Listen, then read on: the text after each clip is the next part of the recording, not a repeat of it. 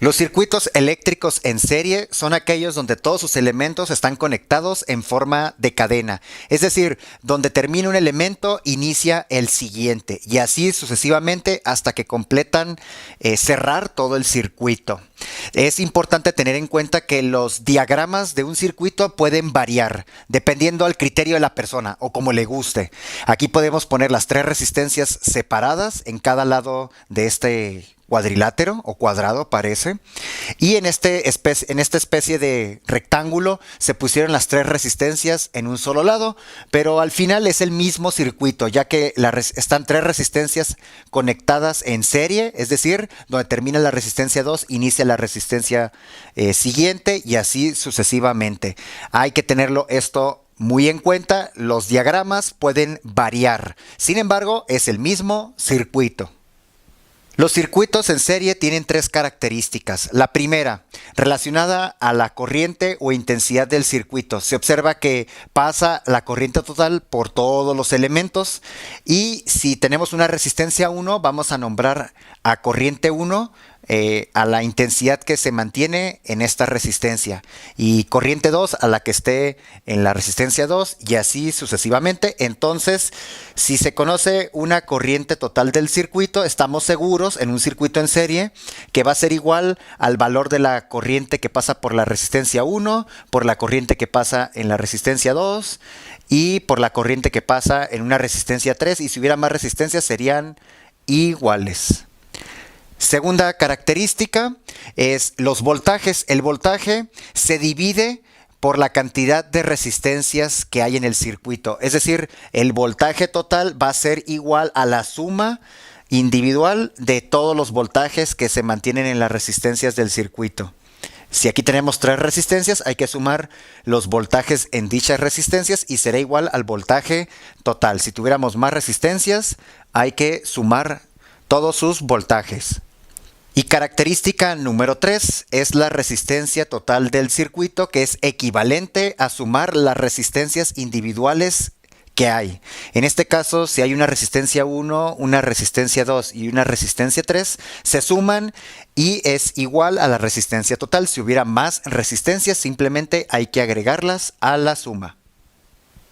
Algo muy importante de mencionar en los circuitos eléctricos en serie es si uno de sus elementos se llega a desconectar, por ejemplo la resistencia 3, o se descompone, lo que va a ocasionar es que todos los otros elementos también se van a desconectar. Es decir, ya no sirve el circuito.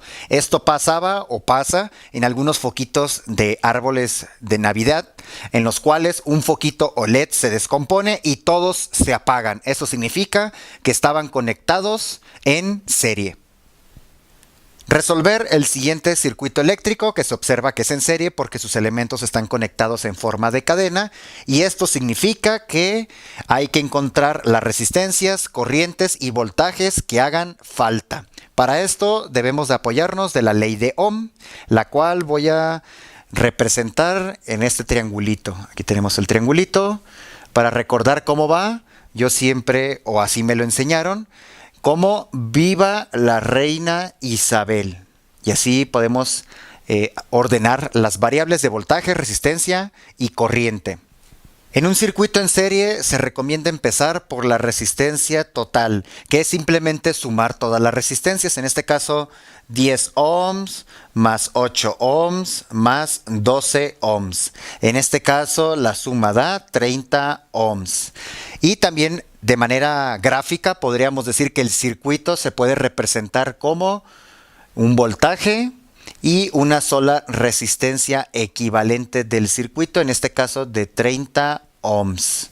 El voltaje es de 10 y la corriente ahorita la podemos calcular si queremos. Para el caso de la corriente total hay que dividir voltaje entre resistencia.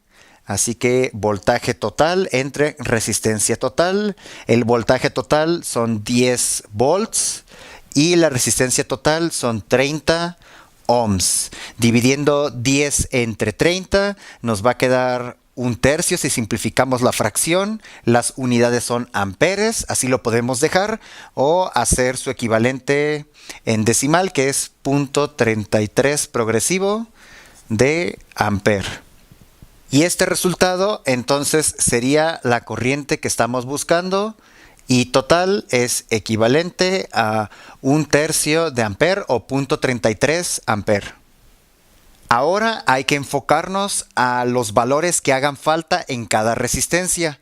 Si ya se tiene la resistencia, hace falta el voltaje y la corriente. El voltaje sí se tiene que calcular y la corriente no, porque en un circuito en serie la corriente en cada resistencia es la misma que la corriente total y ya la obtuvimos.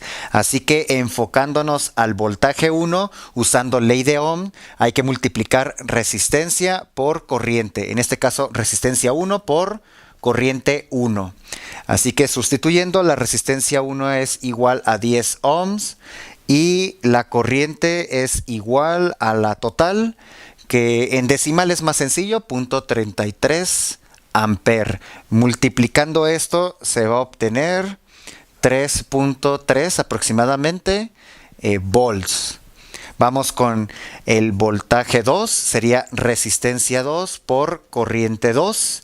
En este caso la resistencia 2 es de 8 ohms por 0.33 amperes.